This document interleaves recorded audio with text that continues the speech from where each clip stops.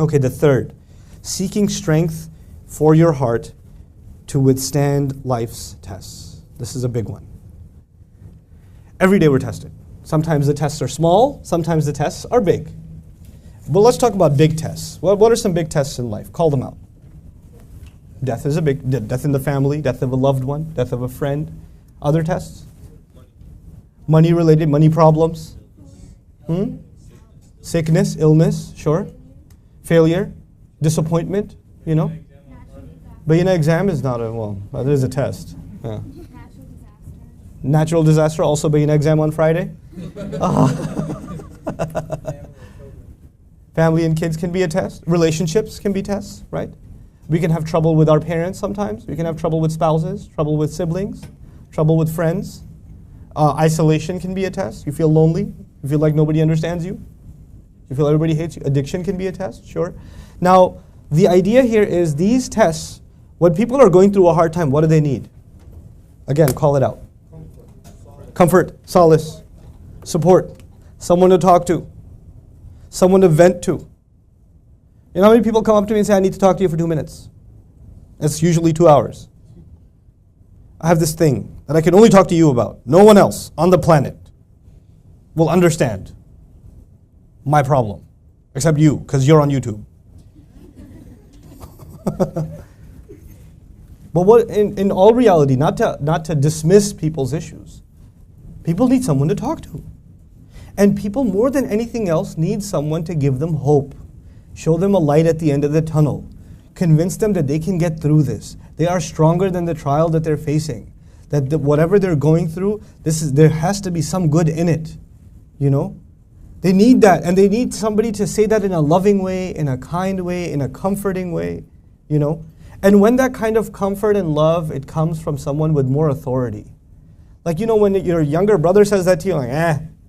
But when your grandfather says it to you, it means something more. When your dad says it to you, when your teacher says it to you, when a great scholar says it to you, it just kind of, okay. And the husband says, I've been saying that to you all this time, it didn't mean nothing. And he said the same exact thing, and all of a sudden, I feel so much better. Why? Because when somebody from a position of authority comforts you, the comforting itself is authoritative. One of the roles of the Quran in the life of a believer is, I'm having trouble. I need someone to comfort me. And guess what is going to comfort you? The word of Allah is going to comfort you. You're going to open up the Quran and you're going to read something and it's going to bring you comfort exactly in regards to your trial. One of my best friends in life, back in New York, I won't tell you his name because this recording will go up somewhere and he'll see, hey, you mentioned my name. So I'm not going to tell you his name. But he's from Bayshore, Long Island. Anyway, so he one time, like, this is like maybe 12 years ago, he's like, hey, so Nouman, how do we get guidance from the Quran? I need guidance from the Quran. Where do you begin? What do you look up, like an index? If you have problems with patience, read these ayat. If you have problems with health, read these ayat. What do you do? I was like, hey, try this. Next time you have a problem, just have a mushaf with you, a copy of Quran with you, and just randomly open any page and start reading. But read with the intention that you're looking for Allah to give you comfort, to give you guidance. This is guidance to the heart. Just read, see what happens. 2 weeks in a row, every night I meet him at Isha, he says, hey, yo bro, it worked again. Yo man, it worked again. It was crazy. People don't know about this, man. This is so crazy. I had this problem, and I was reading, and like third ayah I read, I was like, whoa! That's exactly what I was... That's what it's supposed to be. But Quran will not give you that if you come to it as a critic, remember? Quran would only give you that when you come to it as a seeker. Oh, it'll give you comfort. It'll become your companion.